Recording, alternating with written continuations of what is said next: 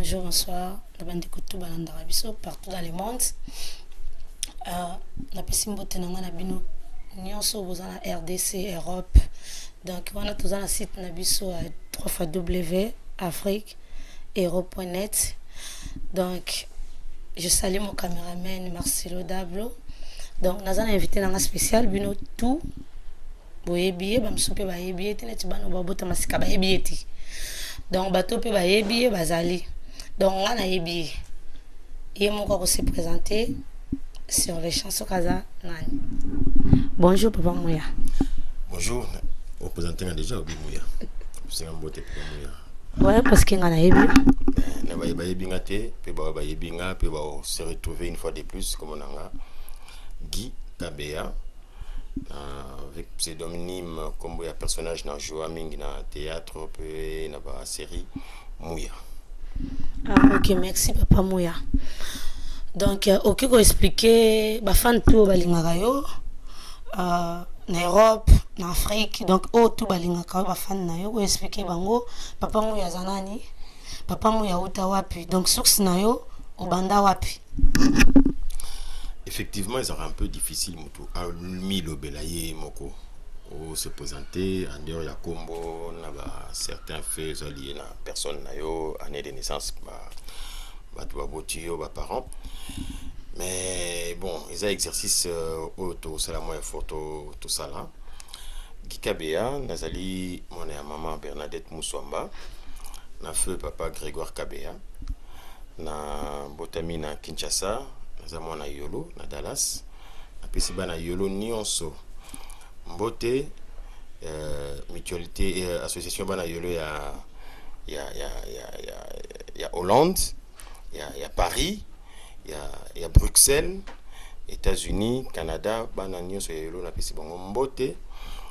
Et bon, on a sali ba étude dans la primaire na Yolo. Et ensuite na une école missionnaire. Après na sali passage na Institut de Beaux-Arts parce qu'on a sali qui sculpture. Et de là, on a eu que na Institut des Arts du Spectacle INAS, donc humanité artistique ya INA. Après diplôme na diplôme d'état, on a eu que na INA, Institut National des Arts, école de formation, il y a artistes de talent, artistes de valeur, il y a République démocratique du Congo. Les fruits sont là, qualité à travail, qualité à personne artistique bien sûr, et mon anaka, donc on n'a pas le choix. Kuna Nasali, art dramatique, donc étudié à théâtre, et on me spécialisé dans interprétation dramatique, qui diplômé à graduat en art, option interprétation dramatique. OK, merci Papa Mouya. Roki ko expliquer na ba fan nyonso balandaka yo. Ba ki Papa Mouya abanda théâtre na yo wapi pepa ya nani. Bon, na kolobela théâtre bien sûr parce que c'est là qui base na ngai puis ba école na sali. Mais nazaki plus pe na moni mutu soka so poussa na za toujours na vision za na ba projet na vie za na posa eloko na o penser et se réaliser. Effectivement nazaki na école à théâtre na tangi na école na Institut des Beaux-Arts. Logique nanga souci nanga zaki na sa cinéma. Ah ouais. Ce qui fait que ouais, na ko découvrir cinéma à travers cours, il y a filmographie, qui est enseigné par le professeur Béa Carole. Et c'est là que j'ai appris la vie, j'ai appris le cinéma théorique, avec quelques exercices, mais c'était plus théorique. Donc, moi, il y a un souci de développer en haut, on a INA, j'ai voulu faire la réalisation scénique, mais je me suis orienté là, non, j'aime bien être sur le plateau. On s'allie interprétation dramatique, c'est-à-dire le jeu de l'acteur joué comme acteur, comédien.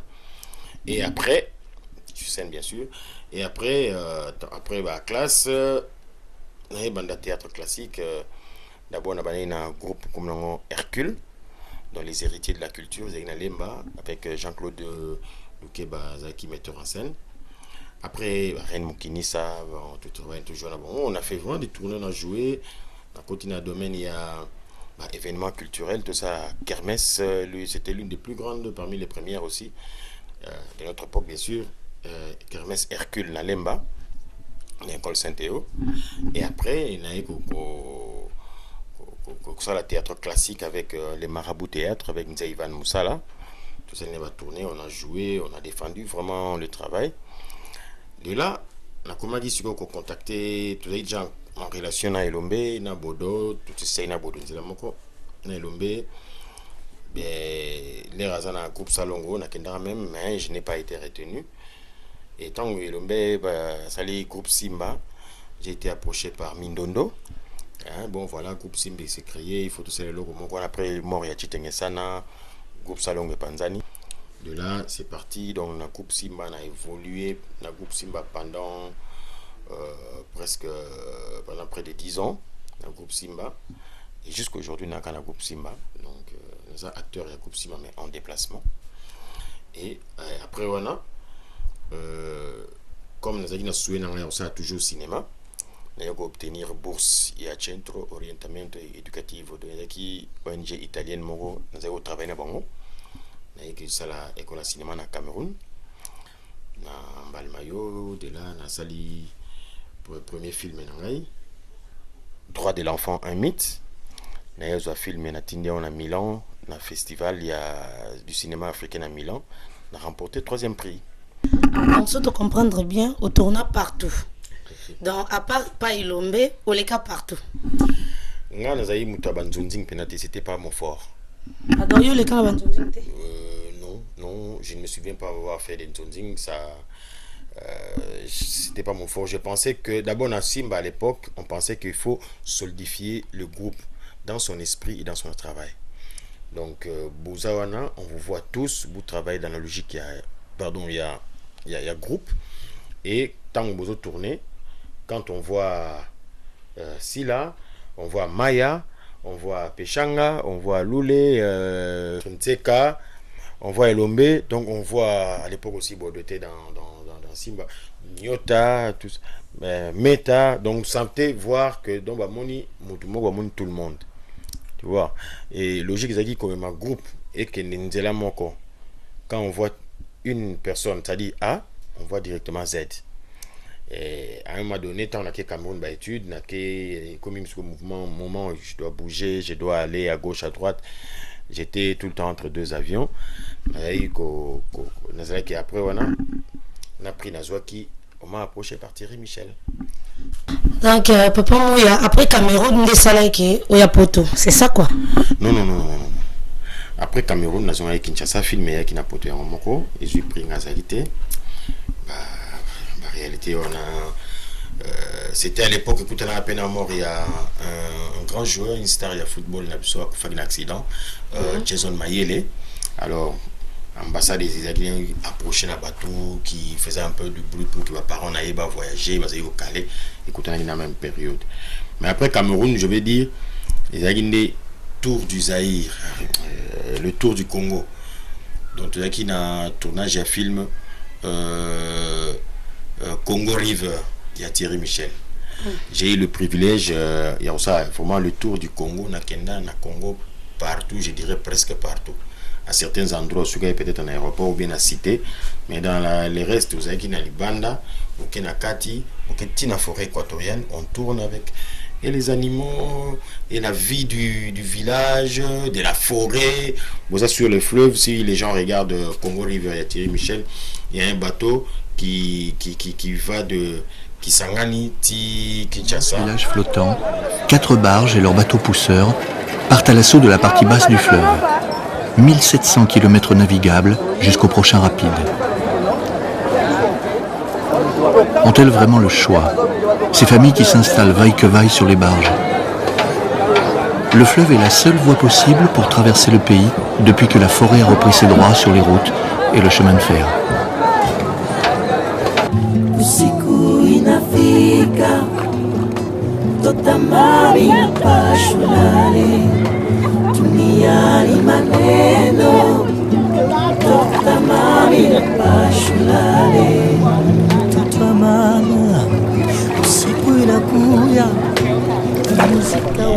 Après Congo River, je suis parti au Bénin, où j'étais invité pour un travail dans un festival à Lagune Image avec Monique Poba. On travaillait comme administrateur. après un mois na retour na ngai na koya Belgique pour la post-production et à Congo River, dans montage, la finalisation. Alors là, j'ai travaillé un peu dans tout. Il y a une post-production, donc ça veut dire montage, étalonnage, kinéscopage. Bon voilà, on a travaillé dans un domaine presque belé. Et ça veut dire à la fois stage d'apprentissage et puis travail pratique sur terrain. Mais papa Mouya, ok, pour expliquer dans la fan de Hollande, et là on est salaki ok, et qui Belgique, au Tikala. Donc on peut pas pour ça qui pour un tournage comme acteur à film de mon lobby que vous avez qui sollicité partout. Vous avez qui sollicité partout, vous avez sollicité, vous avez qui trop na théâtre été. Mais ce que faut expliquer bango et là qu'on est salaki au Tikala en Belgique, au Kimaki ou bien au Tikala la volonté na yo ou bien batouan ne ba bisa ko au Tikala. C'est ça. Moni, bon, je veux dire qu'anticiper un peu la question par rapport à parcours, parce que tout n'est il faut dire que tant au Congo River et Silaki, et c'est là qu'il y a une ouverture rebellée. J'ai rencontré du grand monde. J'ai fait beaucoup d'allers-retours, Kinshasa, Belgique, France, Hollande, Kinshasa, donc Allemagne. Dans ça, il y a voyage et belé. Et il y a même le théâtre. Là, parce que dans ça qui parcourt, bien sûr, ils ont moulaï tellement. On a joué dans le groupe Horizon. C'est là que les gens ont redécouvert encore où ce qu'il est, Mbabola, où j'ai joué avec les Kondi, mon ami et frère de tous les jours. Nayaki Allemagne, même le producteur, une fois m'a fait inviter ici dans tourner ma séquence dans Francfort. Nazongi Kinshasa. Tu retourner dans la production sous Gilles Remich, tout ça, les marchands des miracles et l'église des réveils. Dans le film à sapeur, comme dans un ghetto millionnaire, tu as tourné film sur le Papa Will.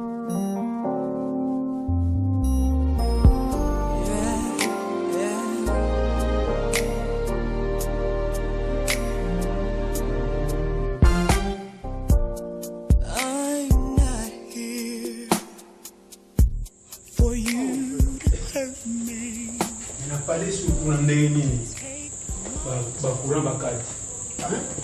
Oui, kuna bazana nyuma 3 mois de foot. Zela ndio kiti. Boni papa li yamno o auto poto. Na. Papa li yamno o. Wa sara batapaja. André Tsumbo mokusi atalo na Rotterdam.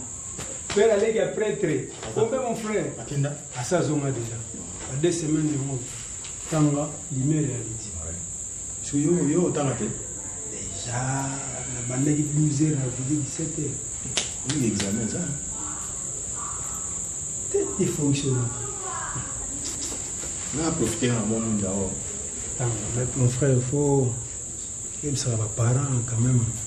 Snell là peut quand même au souvenir, faut foutre à balar. Bon souvenir à la bonne application mon frère. Ah, merci. Maintenant vite fait mon cuisine.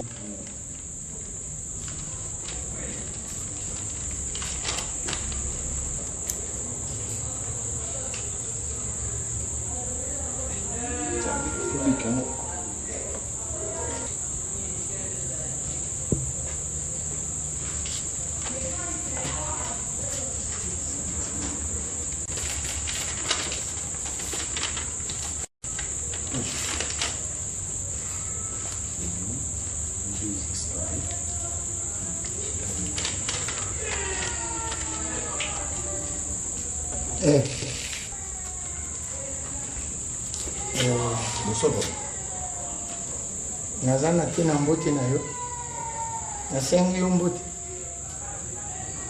ke uvandire yo iza ya koko na yo abuta mama na yo to koko abuta tata na yo ou bien iza ya famille na bino toi uyao uyi kusala nini yao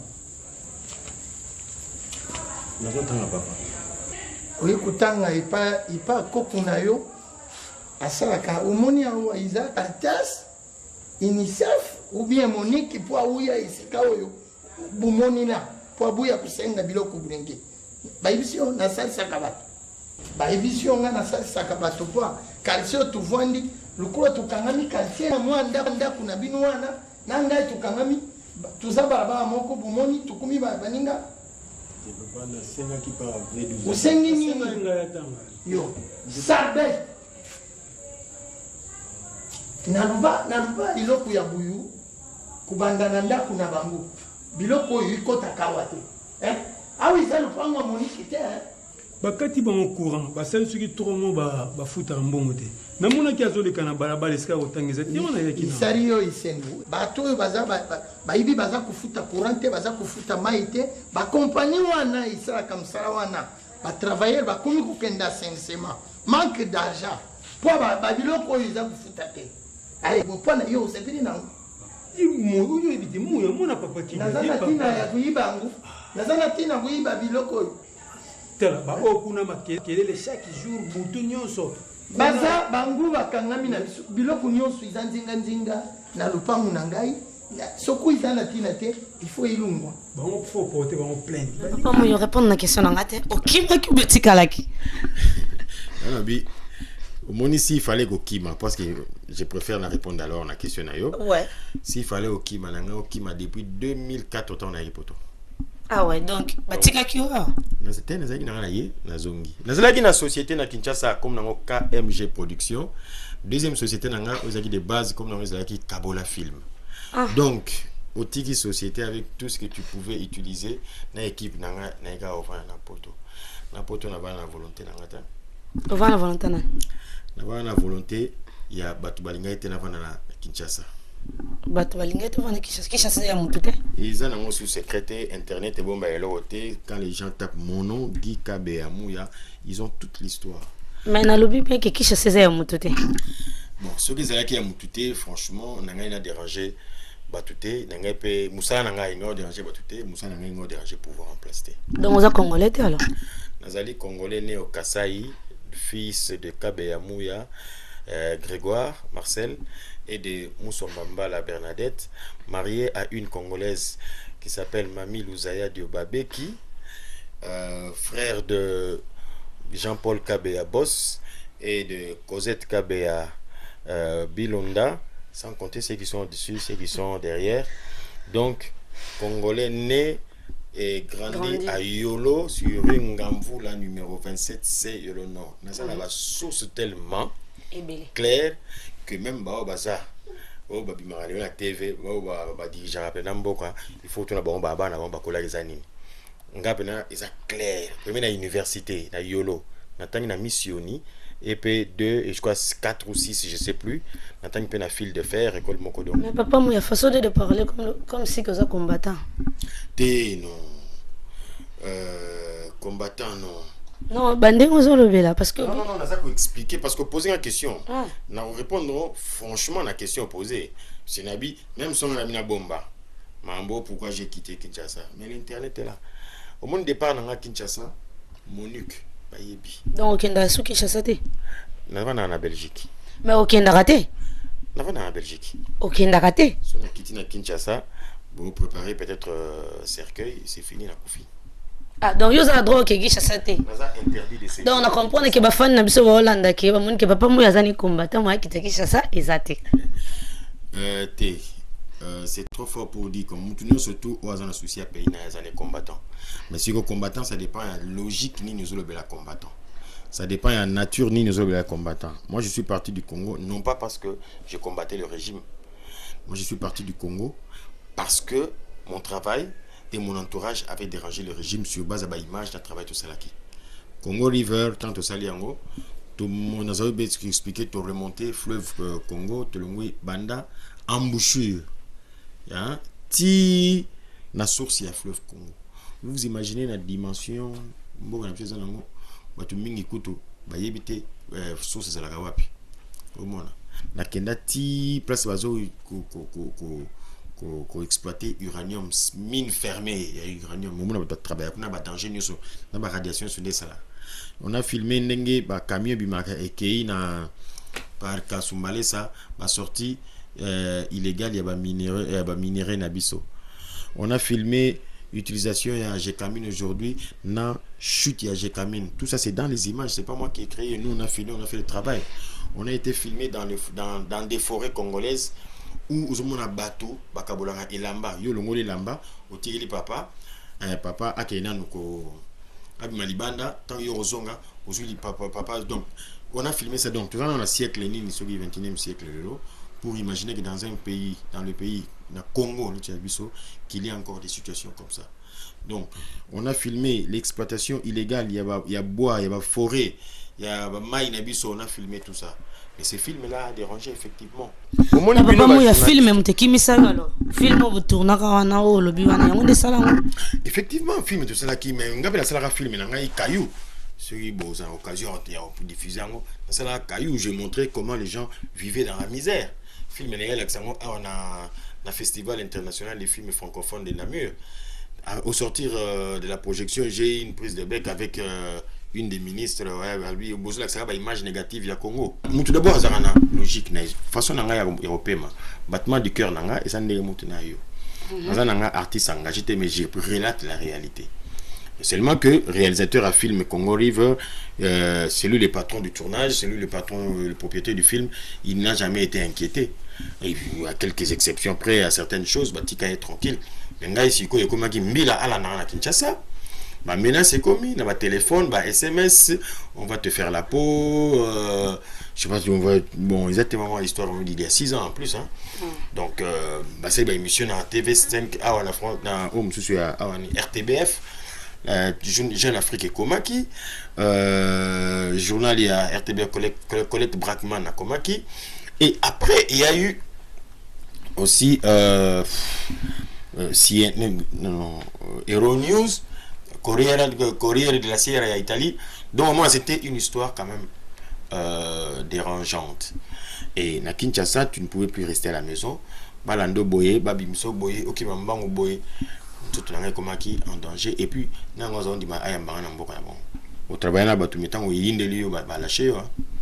il fallait imposition, pression mondiale, Monique Poba, Zeka, Baloufou, les réalisateurs du monde entier, grande structure, grande boîte de production, un monde, ça les pétitions à travers le monde pour qu'il y ait un abîme.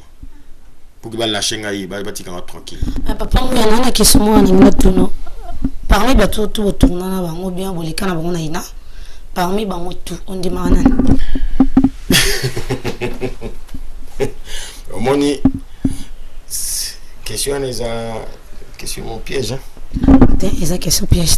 On a tout. On dit ma moutonnier surtout parce que c'est collègue nayo. On dit ma. On dit ma net mouton elle qui yo. Na apprécier misala batu. Apprécier kondima. Appréciation nanga c'est à la fois accepter la qualité et les valeurs. Il y a artistes qu'on se défendre.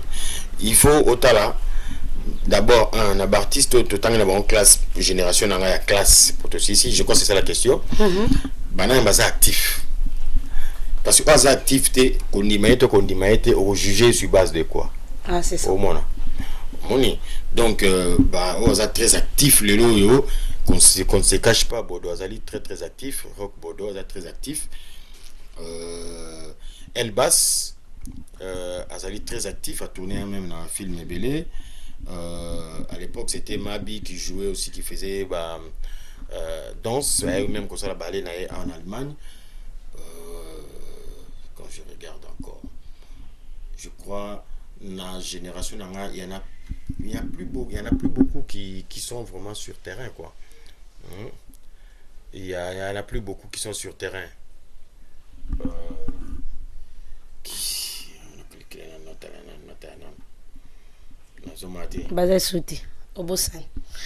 Il y en a un autre qui s'appelle Hubert Maëla. Il est Lelo a évolué. Il y a une famille Naïmo Bimba. En France. Ça, ce sont des artistes. En fait, mon biso, la génération, la classe biso, tant que prof, ils avaient tous les talents la carte. Il y a classe dans groupe Nando Banda. La classe, je parle parce que Naliera toujours travaillé dans une école. Parce que je me dis, j'ai été formé, non pas sur l'État, mais j'ai été formé dans une école. Et même aujourd'hui, les artistes, même les journalistes, les preuves sont là. Les journalistes qui font un travail fouillé, qui cherchent à trouver un peu un certain nombre de choses, à rester dans la réalité, à mettre la bango. Au moins, la animatrice, à la section animation culturelle. Ok. Merci papa Mouya, mais nazo sous question awa. Ndoza na poto boye, osalaka nini ou bien au vanda na yo? Ouais, parce que après ba film na yo, c'est ça. C'est ça ma question. Après ba film na yo, au vandi na yo préféré au vanda na yo ou bien ozo raisonner que au sala sous plus que au sala avant ou bien ozo raisonner nini? Donc on peut expliquer na ba fan. Bon, au moni réalité à poto et ça réalité oyo. J'espère que ça a une explication nango. Et ça diamétralement opposé dans la réalité à Kinshasa. Awawa, il faut un certain nombre de choses pour la survie. Comme nga, na dépendra na l'état, na dépendra na ngai, donc j'ai un travail au nasalaka. Heureusement, travail nanga, ça me permet de préparer suite et fin à vie nanga, na makamu nanga na sala. Ça c'est de 1. De 2, nous avons la suite pour na banda waku, na banda na kataki waku. Donc, nous avons la master ya production et réalisation cinéma. Donc, ceux qui va validation, va diplôme, ça ira. Et entre-temps, artiste, plus à le médecin, ce qu'on vendu le beau comme un kilo pour tout batonga. Là, je suis en plein tournage d'un court-métrage et je travaille sur un projet qui, si tout va bien, est la bombe. Ah bon? Donc c'est Zoïne Dakalaté. Ah, vous préparez ma micro dans ma caméra. Ah bon? Parce que les Rwanda, au moins, au solliciter, je trouvais que j'avais quelque chose à dire. Voilà. Mais plusieurs fois, votre sollicité, j'ai dit, je ne passe pas à la télé, je ne passe pas sur Internet parce que je n'ai pas à dire. L'artiste doit amener un message à transmettre. Je suis en plein tournage avec l'équipe de Sky TV en France. Tout ça, la court-métrage. Entre-temps, j'ai travaillé dans certaines personnes. J'ai tourné un film depuis que j'étais là au fil de la vie. On a tourné un stand. C'était sur un migrant va traverser Capone au Kenya en Hollande. Ça, c'était avec Zebrar et Constant Art en Hollande, au stand, pardon. Et